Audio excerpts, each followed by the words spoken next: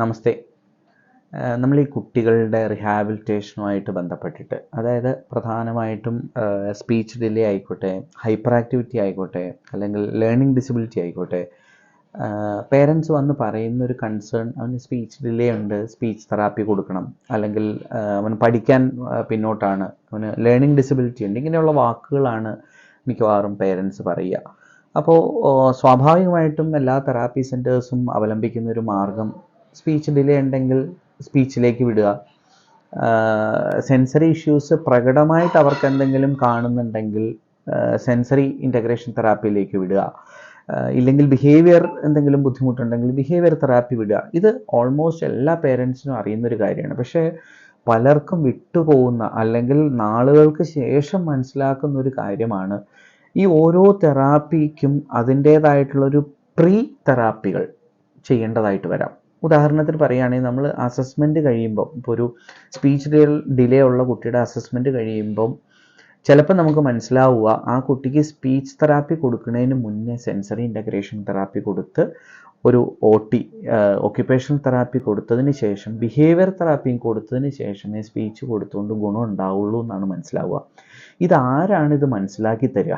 നമ്മൾ ഇപ്പോൾ ഉദാഹരണം ഞാൻ എപ്പോഴും പറയാറുണ്ട്, നമ്മളൊരു മേസ്തിരി അവരോട് ചോദിക്കുകയാണ് എങ്ങനെ ഒരു ബിൽഡിങ് കെട്ടണം എന്ന് ചോദിച്ചാൽ, ഓഫ് കോഴ്സ് ആ മേസ്തിരി പറയുക നമുക്ക് കല്ലും മണ്ണും കൊണ്ട് കെട്ടാമെന്ന് പറയും.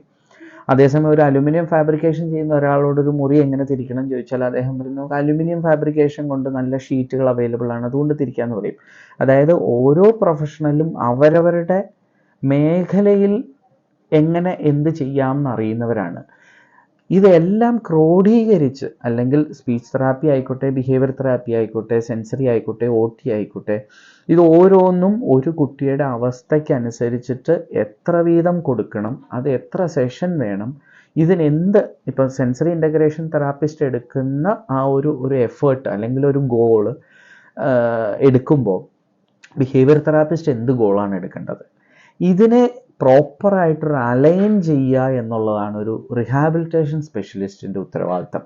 നമ്മൾ പലപ്പോഴും റിഹാബിലിറ്റേഷൻ സ്പെഷ്യലിസ്റ്റിന് എന്തിനാണ് ആവശ്യം? സ്പീച്ച് ഡിലേ ഉണ്ടെങ്കിൽ സ്പീച്ച് തെറാപ്പി കൊടുത്താൽ പോരെ, ബിഹേവിയറൽ ഇഷ്യൂ ഉണ്ടെങ്കിൽ ബിഹേവിയർ തെറാപ്പിസ്റ്റിൻ്റെ അടുക്ക പോയാൽ പോരെ, കുട്ടി പറഞ്ഞാൽ കേൾക്കണില്ലെങ്കിൽ ഒരു സൈക്കോളജിസ്റ്റിൻ്റെ അടുക്ക പോയി കൗൺസിൽ ചെയ്താൽ പോരെ, ഇങ്ങനെയുള്ള ചില മിഥ്യാധാരണകളാണ് പേരൻസിനെ വഴിതെറ്റിക്കുന്നത്. അവരെപ്പോഴാണ് അത് മനസ്സിലാക്കണമെന്ന് വെച്ചാൽ, ഒരു 6 മാസം അവരുടെ ഉദ്ദേശത്തിനനുസരിച്ചിട്ട് തെറാപ്പി കൊടുത്തു കഴിയുമ്പോൾ വേണ്ടത്ര റിസൾട്ട് കിട്ടാണ്ട് വരുമ്പോഴാണ് അവർ വീണ്ടും അനലൈസ് ചെയ്യുക. അപ്പോഴാണ് തെറാപ്പിസ്റ്റ് പറയുക ഒരു കാര്യം ചെയ്യാം, നമുക്കൊന്ന് OT ഒന്ന് ചെയ്തു നോക്കാം. ഇങ്ങനെ നമ്മുടെ ഓരോ സെഷനും മിസ്സാവാണ്ടിരിക്കാനാണ് ഒരു ഏറ്റവും പ്രാധാന്യത്തിൽ ഒരു റിഹാബിലിറ്റേഷൻ സ്പെഷ്യലിസ്റ്റിൻ്റെ പ്രാധാന്യത മനസ്സിലാവുക. അപ്പോൾ ആ റിഹാബിലിറ്റേഷൻ സ്പെഷ്യലിസ്റ്റ് നമുക്ക് പറഞ്ഞു തരും എന്ത് തെറാപ്പി എത്ര കൊടുക്കണം, അത് ഓരോരുത്തരും എത്ര വീതം അതിനകത്ത് ഇൻവോൾവ് ആവണം എന്നുള്ളത്.